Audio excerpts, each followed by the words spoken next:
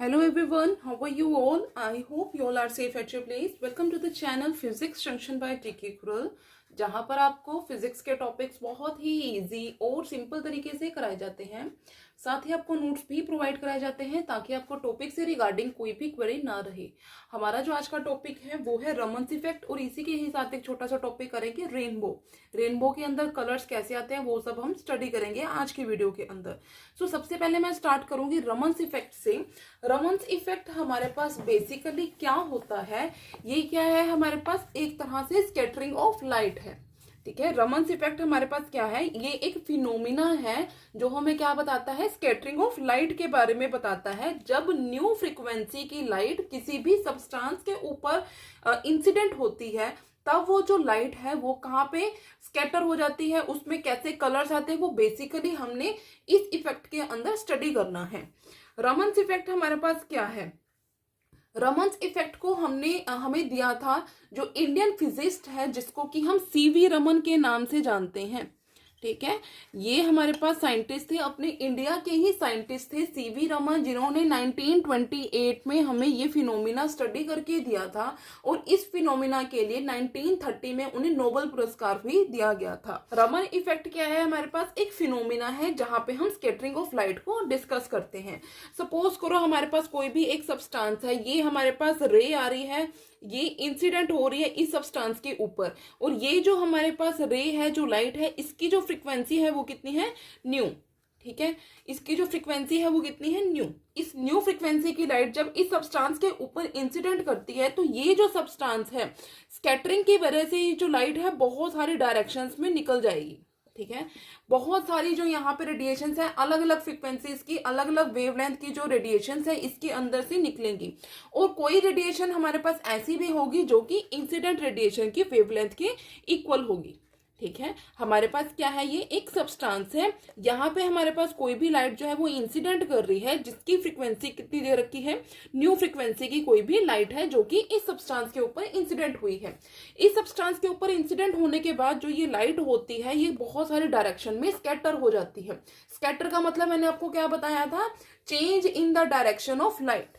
ठीक है, स्कैटरिंग हमारे पास क्या होता है, change in the direction of light. तो यहां से हमारे पास इस सब्सटेंस से कोलाइड करने के बाद ये जो रे ऑफ लाइट है ये अलग अलग फ्रीक्वेंसीज के अंदर, अलग अलग वेवलेंथ के अंदर क्या हो जाएगी, स्प्लिट हो जाएगी। ठीक है, इसके बाद क्या होता है, जब हमारे पास ये फिनोमिना हुआ था, इस फिनोमिना को क्योंकि सीवी रमन ने डिस्कस किया था, इस फिनोमिना को रमन्स इफेक्ट का नाम दिया गया था।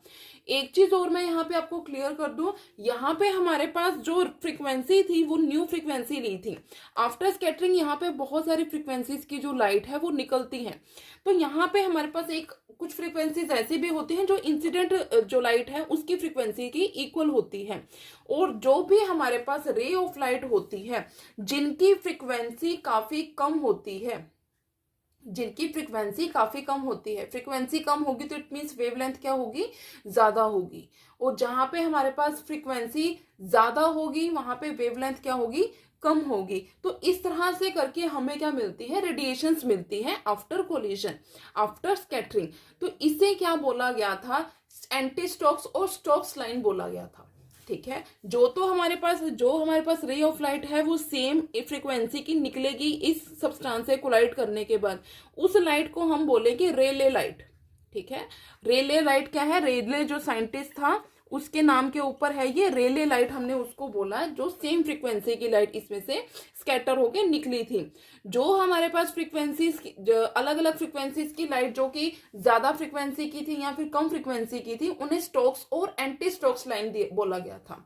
ठीक है, उन्हें स्टोक्स लाइन और एंटी स्टोक्स लाइन बोला गया था जो कि रमन्स ने ही दिया था। इस इफेक्ट को जनरली जो स्टडी किया जाता है वो कहाँ पे स्टडी किया जाता है, मरकरी लैंप जो है हमें इस तरह के रेडिएशंस को प्रोवाइड करता है। जो स्पेक्ट्रम होता है रेडिएशंस का, इस लैंप पे से जो निकलता है वो अलग अलग कलर की जो लाइट्स हैं, अलग अलग कलर की जो लाइन्स है वो हमें देता है। और ये जो स्पेक्ट्रोग्राफ है, ये जो हमारे पास स्पेक्ट्रम हमें मिलता है, स्पेक्ट्रोग्राफ को यूज किया जाता है और वहां पे फोटोग्राफ्स लिए जाते हैं इस तरह की जो स्कैटरिंग पैटर्न है उसको नोट करने के लिए। इस तरह के स्कैटरिंग पैटर्न को नोट डाउन करने के लिए वहां पे एक स्पेक्ट्रोग्राफ यूज किया जाता है ताकि उनकी फोटोग्राफ्स ली जा सके। जो स्पेक्ट्रोग्राफ होता है उसे हम कैसे रखते हैं, जो भी हमारे पास इंसिडेंट लाइट है उससे राइट एंगल पे रखा जाता है। ठीक है, फोटोग्राफ लेने के लिए जो स्पेक्ट्रोग्राफ होता है उसे क्या किया जाता है, जो इंसिडेंट राइट है इसके राइट एंगल के ऊपर रखा जाता है ताकि हमें उस इफेक्ट की अच्छी तरह से फोटोग्राफ्स मिल सके, उसके बारे में अच्छी तरह से केस स्टडीज हो सके। ये जो हमारे पास स्पेक्ट्रल पैटर्न हमें मिला था उसको हम कैसे एक्सप्लेन करेंगे। हमारे पास बेसिकली क्या है, फोटोन है हमारे पास जिसकी एनर्जी है एच न्यू। एक फोटोन है जिसकी एनर्जी है एच न्यू, वो क्या हुआ है, स्कैटर हुआ है बाय द मोलिक्यूल। ठीक है, किसी भी मोलिक्यूल के ऊपर, जब मैंने ये बोला था कि न्यू फ्रीक्वेंसी की कोई भी लाइट किसी भी मोलिक्यूल के ऊपर स्ट्राइक करेगी, किसी भी सब्सटेंस के ऊपर स्ट्राइक करेगी तो हमें स्पेक्ट्रम मिलेगा, हमें स्पेक्ट्रल लाइंस मिलेगी अलग अलग फ्रीक्वेंसीज की, अलग अलग वेवलेंथ्स की। तो हमने यहाँ पे क्या लिया है, एच न्यू हमारे पास कोई भी लाइट है जो किसी भी मोलिक्यूल के ऊपर जब इंसिडेंट होगी तो इलास्टिकली यहाँ पे क्या होगा, स्कैटरिंग होगी। इलास्टिकली का मतलब क्या हुआ, यहाँ पे कोई भी लॉस नहीं होगा एनर्जी का। इलास्टिकली का मतलब क्या होता है, there is no loss of energy, मतलब इसकी वजह से लॉस ऑफ एनर्जी नहीं होगा। इट मींस जो फ्रीक्वेंसी है स्कैटरिंग के दौरान वो क्या रहेगी, सेम रहेगी। मींस न्यू अगर फ्रीक्वेंसी हमने दी है तो न्यू ही रहेगी, उसमें कोई भी चेंज नहीं आएगा। इस तरह की हमारे पास जो स्कैटरिंग होती है ये तो हमने स्टडी किया था, यहाँ एनर्जी का लॉस नहीं होता है। बट हमारे पास कुछ यहाँ पे केसेस ऐसे भी आएंगे जहां पे हमारे पास क्या होगा, एनर्जी का लॉस होगा। और कुछ केस ऐसे भी आएंगे जहां पे हमें एनर्जी देनी भी पड़ेगी। ठीक है, हमें एनर्जी देनी भी पड़ सकती है, हमारे पास एनर्जी का लॉस भी हो सकता है, या फिर हमारी एनर्जी जो है वो सेम भी रह सकती है। तो यहाँ पे हमारे पास क्या होगा, जब हमें एनर्जी देनी पड़ेगी ट्रांजिशन करने के लिए, मतलब ट्रांजिशन करने का मतलब क्या है कि हम एक लेवल ऊपर जा रहे हैं, मतलब lower to the higher energy level अगर हम जाएंगे तो वहां पे हमें क्या करनी पड़ेगी, एनर्जी स्पेंड करनी पड़ेगी। अगर वो जो एनर्जी है, if even is the energy lost by the incident photon, अगर उस फोटोन को इवन एनर्जी लूज करनी पड़ी, उसको ट्रांजिशन कराने के लिए अगर इवन एनर्जी लूज करनी पड़ी तो वो किसके इक्वल होगी, to the energy spend in raising the molecule from one level to the another level.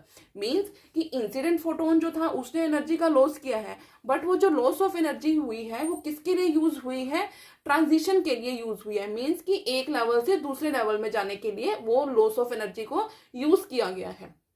ठीक है, उस एनर्जी को स्पेंड किया गया है, उस एनर्जी को यूज करके हम दूसरे लेवल तक पहुंचे हैं। तो ये यहाँ पे क्या होगा, यहाँ पे वन लेवल अप पहुंचे हैं हम। देन उसके बाद हमारे पास क्या होगा, जो फ्रीक्वेंसी होगी न्यू डैश ये जो न्यू डैश फ्रीक्वेंसी होगी हमारे पास, ये हमारे पास क्या होगी, फ्रीक्वेंसी किसकी होगी, जो स्कैटर्ड फोटोन हुआ है वो उसकी फ्रीक्वेंसी होगी। ये जो स्कैटर्ड फोटोन है वो किसके इक्वल होगा, h nu dash is equals to h nu minus E1। ये हमने ऐसा क्यों लिखा, एच न्यू तो हमारे पास ओरिजिनल एनर्जी थी, एच न्यू हमारे पास एनर्जी थी ओरिजिनल, लेकिन ये वाली जो एनर्जी है कहाँ पे यूज हुई है, जब ट्रांजिशन कराई है हमने तब यूज हुई है। तो यहाँ पे हमारे पास जब एच न्यू में से E1 एनर्जी हमने दी है तब हमें ये एनर्जी मिली है। ठीक है, मींस ये वाली स्टेट तक जाने के लिए हमने क्या किया है, E1 एनर्जी दी है इसको। ठीक है, E1 एनर्जी इसको दी है, तब हमारे पास जो ट्रांजिशन है वो पॉसिबल हो पाई है। उसके बाद हमारे पास यहाँ पे क्या होगा कि जो न्यू डैश होगा, न्यू डैश क्या होगा, वो लेस होगा न्यू से। ठीक है, यहाँ पे जो फ्रीक्वेंसी है ओरिजिनल फ्रीक्वेंसी से क्या होगी, कम होगी। जो स्कैटर्ड लाइन होगी वो कहाँ पे होगी, टुवर्ड्स द लोअर फ्रीक्वेंसी और हायर वेवलेंथ। यहाँ पे हमारे पास जो स्कैटर्ड लाइन हमें मिलेगी वो लोअर फ्रीक्वेंसी की तरफ होगी। अगर फ्रीक्वेंसी कम होगी तो वेवलेंथ क्या होगी, ज्यादा होगी। उसके बाद अगर हम बात करें, जब हमारे पास इंसिडेंट फोटोन है वो किसी भी मॉलिक्यूल के ऊपर हिट कर रहा है एक्साइटेड स्टेट के अंदर, तब जो स्कैटर्ड फोटोन है वो क्या करेगा, गेन करेगा एक्स्ट्रा एनर्जी को। तो हमने क्या ले लिया, E2 जो है वो ट्रांजिशन की वजह से जो हमारे पास मॉलिक्यूल है वो कहाँ पे आना चाह रहा है, अब लोअर एनर्जी लेवल के ऊपर आना चाह रहा है। तो न्यू डबल डैश हमारे पास जो है फोटोन की एनर्जी हो जाएगी जब वो लोअर एनर्जी, फोटोन की फ्रीक्वेंसी हो जाएगी जब वो लोअर एनर्जी स्टेट के अंदर आएगा। तो उस केस में हमारे पास जो एनर्जी होगी वो किसके इक्वल होगी, देखो एच न्यू प्लस E2। इसके इक्वल होगी हमारे पास एनर्जी। मीन्स यहाँ पे जो हमारे पास स्कैटर्ड लाइन है वो कहाँ पे होगी, towards the higher frequency. Higher frequency means lower wavelength. तो यहाँ पे हमारे पास जो स्पेक्ट्रम होगा वो कहाँ से कहाँ होगा, वॉयलेट एंड टू द, यहाँ पे हमारा जो स्पेक्ट्रम होगा वो कहाँ पे होगा, towards the violet end of the spectrum. जो प्रीवियस हमने किया था उसमें था towards the red end of the spectrum. The ratio जो ये हमारे पास इंटेंसिटीज हमें मिली है वॉयलेट लाइन की और रेड लाइन की, वो प्रोपोर्शनल होगी to the ratio of number of atoms in the first excited state to the number of atoms in the ground excited state. ठीक है, इनके इक्वल होगी। तो इस तरह से हमारे पास क्या है, स्कैटरिंग होगी। और रमन जो स्पेक्ट्रम था वो यूजुअली ऑब्टेन हुआ था बाय द स्पेक्ट्र, जो लिक्विड के केस में, जब स्कैटरिंग हमारे पास लिक्विड के केस में हुई थी तब हमें रमन्स इफेक्ट जो है वो देखने को मिला था।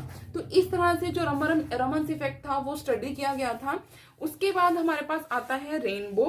रेनबो हमारे पास बेसिकली क्या है, देखो हमारे पास क्या है, जो रेनबो है वो स्पेक्ट्रम होता है। किस तरह का स्पेक्ट्रम होता है, जिसमें कि हमें 7 कलर की जो लाइट्स हैं वो देखने को मिलती हैं।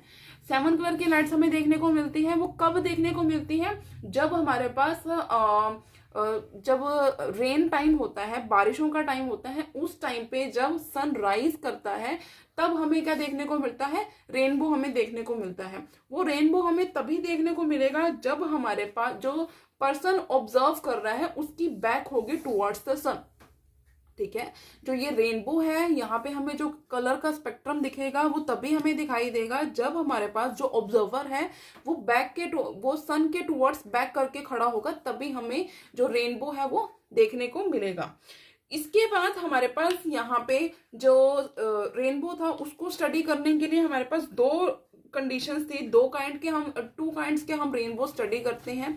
सबसे फर्स्ट होता है प्राइमरी रेनबो और जो सेकेंड होता है वो क्या होता है, सेकेंडरी रेनबो। वो कैसे होंगे, देखो सबसे पहले मैं बात करूंगी प्राइमरी रेनबो की। मैं फिगर के थ्रू आपको समझाने की कोशिश करूंगी, आई होप आपको समझ में आए। ये है ऑब्जर्वर, ठीक है, this is the I of observer. Observer है वो ऑब्जर्व कर रहा है, उसको यहाँ पे क्या देखना है, वो रेनबो को देख रहा है। रेनबो का स्पेक्ट्रम कुछ इस तरह से होगा, देखो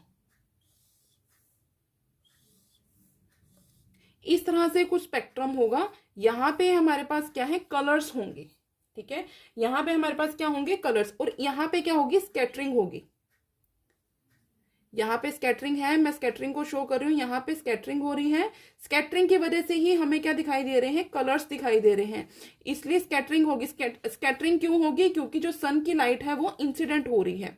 जो सन की लाइट है वो क्या हो रही है, इंसिडेंट हो रही है। तो यहाँ पे हमें क्या मिलेगा, देखो इस तरह से हमें कुछ पैटर्न दिखाई देगा। इस तरह से हमें कुछ पैटर्न दिखाई देगा। यहाँ पे है वॉयलेट, यहाँ पे है रेड कलर, यहाँ पे है रेड, यहाँ पे है वॉयलेट। इसको हम बोलेंगे सेकेंडरी रेनबो, इसको हम बोलेंगे प्राइमरी रेनबो। ये जो 1 डिग्री है ये प्राइमरी को दिखाता है, 2 डिग्री दिखाता है सेकेंडरी को, और जो अगर हम 3 डिग्री लिखें तो वो दिखाता है टर्शरी को। ठीक है, ये होगा हमारे पास पैटर्न। यहाँ पे देखो हमें क्या है, अगर मैं प्राइमरी रेनबो की बात करूं, यहाँ पे सन की लाइट इनके ऊपर इंसिडेंट कर रही है, तभी हमारे पास स्कैटरिंग होगी। यहाँ पे है सन, जिसकी वजह से यहाँ पे जो लाइट है वो क्या हो रही है, इंसिडेंट हो रही है। इंसिडेंट होने की वजह से यहाँ पे स्कैटरिंग हो रही है। सबसे पहले हम बात करते हैं प्राइमरी रेनबो की। प्राइमरी रेनबो क्या होता है, the inner of 2 bows seen is called primary rainbow. अगर हमारे पास 2 बोज दिखाई देती हैं इनर रेनबो की, उसे क्या बोला जाता है, प्राइमरी रेनबो बोला जाता है। यहाँ पे हमारे पास जो ब्राइटर 2 एंड्स होते हैं, अगर ऑब्जर्वर उनको 42 डिग्री एंगल पे देखता है तब हमें क्या दिखाई देता है, प्राइमरी रेनबो दिखाई देता है। इस रेनबो के अंदर हमारे पास कलर्स जो होते हैं, जो सोलर स्पेक्ट्रम के अंदर कलर्स होते हैं, वो सारे के सारे कलर्स दिखाई देते हैं with the red colour on the outside. Red colour हमें कहाँ दिखाई देगा, आउटसाइड पे दिखाई देगा, और बाकी के कलर जो है हमें इनसाइड पे दिखाई देंगे। और हमारे पास जो वॉयलेट कलर है वो इनसाइड पे दिखाई देगा, क्योंकि वो लास्ट है, वहां पे मैक्सिमम डेविएशन होती है। जो वॉयलेट कलर है वो हमें कहाँ पे दिखाई देगा, इनसाइड में प्रेजेंट होगा। और किस एंगल पे होगा, 41 डिग्री एंगल्स पे प्रेजेंट होगा। उसके बाद अगर मैं बात करूं सेकेंडरी रेनबो की, जो आउटर बोज होती हैं, जो आउटर 2 बोज होती हैं किसी भी रेनबो की, उसको हम बोलते हैं सेकेंडरी रेनबो। ये हमारे पास है सेकेंडरी रेनबो। ठीक है, जो आउटर 2 बोज जब हमें दिखाई देती है उसे बोलते हैं सेकेंडरी रेनबो।